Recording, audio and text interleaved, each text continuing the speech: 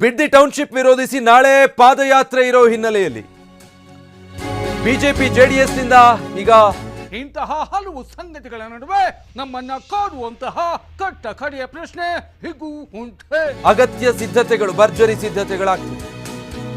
ಮೈಸೂರಿಗೆ ಆಗಮಿಸಿದ್ದಾರೆ ಕೇಂದ್ರ ಸಚಿವ ಕುಮಾರಸ್ವಾಮಿ. ಪಾದಯಾತ್ರೆಯ ಸಿದ್ಧತೆ ಬಗ್ಗೆ ಜೆಡಿಎಸ್ ಶಾಸಕರ ಜೊತೆಗೆ ಎಚ್ಡಿಕೆ ಚರ್ಚೆ ನಡೆಸಿದ್ದಾರೆ. ಒಂದ್ ಸ್ವಲ್ಪ ಕರುಣೆ ಇರ್ಲಿ. ಇದೆ ಇದೆ ಇದೆ. ಕೈ ಮುಗಿದು ಬೇಡ್ತೀನಿ, ಕರುಣೆ ಇರ್ಲಿ. ಪ್ರೀತಿ ಇದೆ. ಈ ತರ ಪ್ರೀತಿ ಇದೆ, ಕರುಣೆ ಇಲ್ಲ. ಇವತ್ತು ಮೈಸೂರಿನ ಖಾಸಗಿ ಹೋಟೆಲ್ನಲ್ಲಿ ಎಚ್ಡಿಕೆ ವಾಸ್ತವ್ಯ ಹೂಡಿದ್ದಾರೆ. ನಾಳೆ ಬೆಳಗ್ಗೆ ಚಾಮುಂಡಿ ಬೆಟ್ಟಕ್ಕೆ ತೆರಳಿ ವಿಶೇಷ ಪೂಜೆ ಸಲ್ಲಿಸುತ್ತಾರೆ. ಅಷ್ಟೇ ಪೂಜೆ ಸಲ್ಲಿಸಿ ಬೈರಮಂಗಲಕ್ಕೆ ಬರಲಿದ್ದಾರೆ ಕುಮಾರಸ್ವಾಮಿ.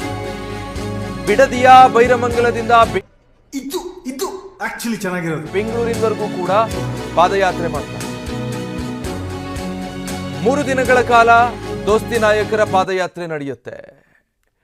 ಬಿಡದಿಯ ಬೈರಮಂಗಲದಿಂದ ಶುರುವಾಗುತ್ತೆ. ಅದು